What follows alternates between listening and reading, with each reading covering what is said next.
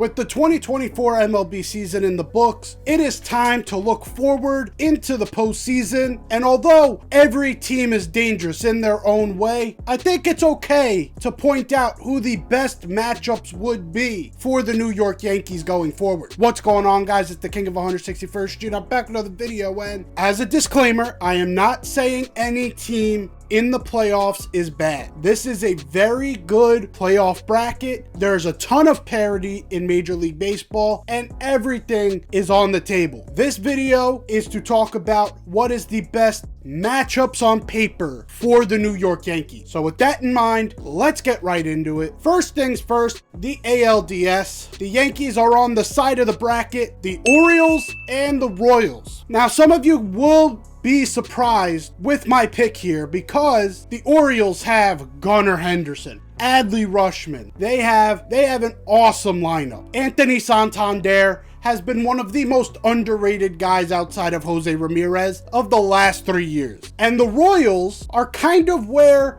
the Orioles were last year. This is their freshman year coming into the playoffs. They have zero experience outside of Salvador Perez. The Baltimore Orioles are decimated with injury. Their entire starting rotation is out. They do not have their best closer. Most of their bullpen has been dog shit, and the Royals have a few guys in that rotation that really scare me in a 5-game set. Cole Ragans and Seth Lugo. With Seth Lugo, it's interesting because although he is a veteran pitcher and he has had a great career, right now he does not have anything overpowering. But at the same time, those are the type of pitchers the Yankees have completely struggled against. A fastball in the high 80s, low 90s, a bunch of breaking pitches.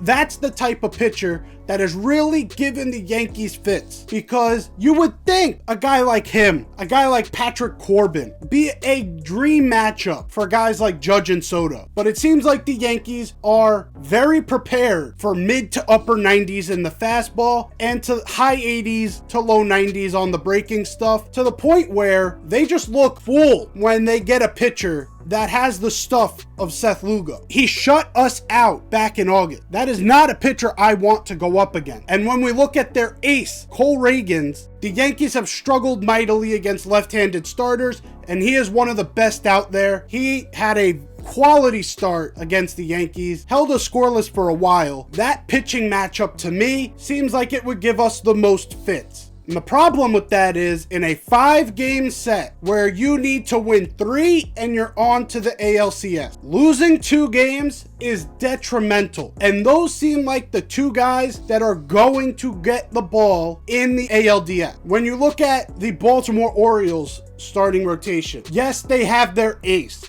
in Corbin Burns, and he has lived up to the hype that they set for him. But other than that, who the hell do they have? Grayson Rodriguez hasn't lived up to expectation. And then who else in that rotation would even beg to scare you? Zach Eflin was their big signing. He has been good, but he has been injury prone. And outside of him, there doesn't seem to be a guy that the Yankees should fear. Even Zach Eflin, although he's good and at times has given the Yankees trouble, he's not a guy that I fear in that Baltimore rotation. And the other guy, Albert Suarez, maybe is another guy that you could take seriously. Their rotation is thin. And if you could get to that rotation, their bullpen is twice as much thin. And with the Kansas City Royals, they added to their bullpen at the trade deadline. They have a bolstered up bullpen with starting pitchers that are terrible matchups for the Yankees. I don't see how you don't see the Kansas City Royals as the worst matchup for the Yankees come ALDS. Now, if the Yankees are able to move on from the ALDS, they go into the ALCS, where there are 3 potential opponents. You either get the Detroit Tigers, the Houston Astros, or the Cleveland Guardians. To me, there's not one matchup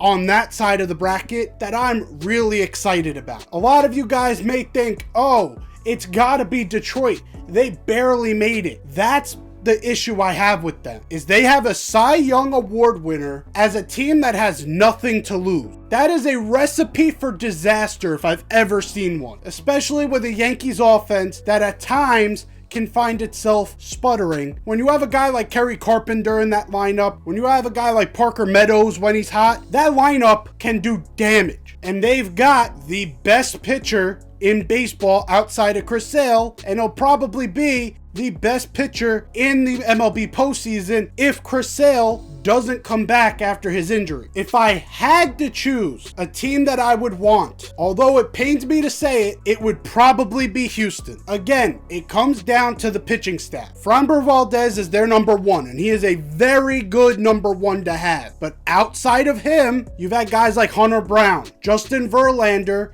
is having the worst year of his career, possibly gonna make him retire at the end of the season. Seems like age is finally catching up to him. They have Arrighetti, who at times can be hot, but overall he is a young pitcher that has zero experience in this moment, and their offense, although dangerous, with guys like Yordan Alvarez, with guys like Alex Bregman, fucking Jose Altuve, the king of the clutch in the postseason, buzzers and all. The Cleveland Guardians scare me a little bit more offensive. And yes, the second half of the season was not very kind to the Cleveland Guardians, especially offensively. At times, they looked sluggish. A guy like Steven Kwan started to dip a bit. The only real consistent guy in that lineup was Jose Ramirez. But to me, I think Houston showed a lot in that first half of the season, and they didn't make enough moves in the trade deadline, getting Yusei Kikuchi for that rotation. Yeah, he'll start probably game 3, but do I fear Yusei Kikuchi in the postseason? Hell no. I know exactly who Yusei Kikuchi is.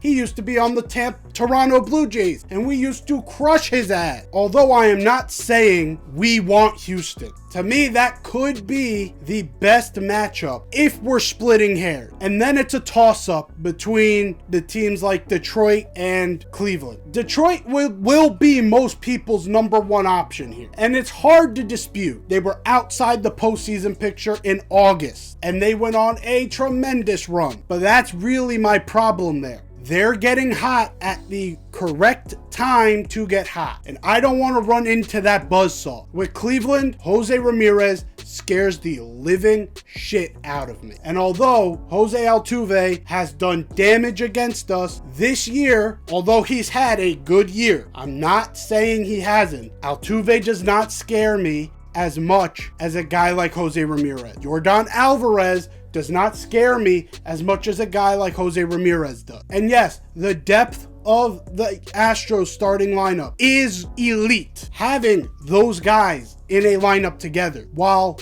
the Cleveland Guardians have Steven Kwan, Andres Jimenez, Jhonkensy Noel, and Jose Ramirez. A lot of role players are on that team to gather around the future Hall of Famer. It's that pitching staff that makes the difference. I don't think Yusei Kikuchi and Framber Valdez is enough to get past the firepower that the Yankees have. So if the Yankees are able to advance from there, they will make it to the big dance. They will make it to the World Series with a pendant. And in the World Series, the Yankees' best matchup is probably the Mets. This is not me trying to talk shit on the Mets. They just made the postseason today. I'm very happy for the people here in New York. Again, it comes down to pitching. There's a theme here with the postseason. A lot of it comes down to pitching. San Diego has one of the best bullpens in ball. The LA Dodgers, although they have a lot of pitching that is out, they still got guys like Yoshinobu Yamamoto that are able. You have the Phillies with Zach Wheeler and Aaron Nola.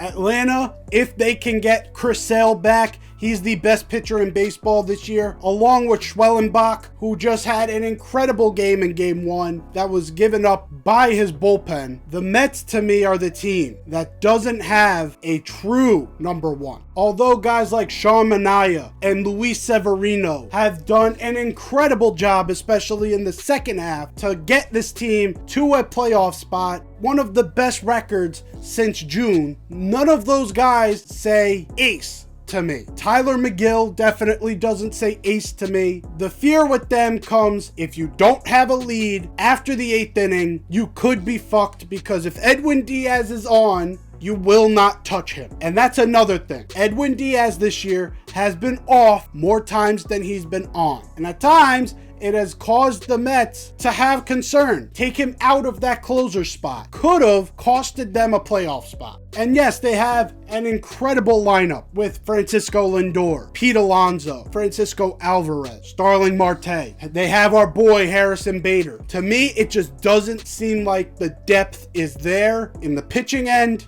and at times in the hitting end, they can get cold. To me, in a 7-game series, Cole is going to take out whoever is their number 1. Luis Gil can take out whoever is their number 2. Carlos Rodon is 50-50. And if you really needed a 4th starter, Clark Schmidt or Marcus Stroman can be competitive with any starter they have going in their full 4 slot. I can't say the same about some of these other teams. So I have to go with the Mets. And if the Yankees were to win that, they would finally get to number 28. Let me know what you guys think. Do you think that there's other teams that could be an easier matchup for the New York Yankees? Do you think I'm spot on these picks? Let me know down below. Like the video if you enjoyed, subscribe if you're new. I'll be back with more postseason content as the series start to kick off. I'm out of here. Take care and peace.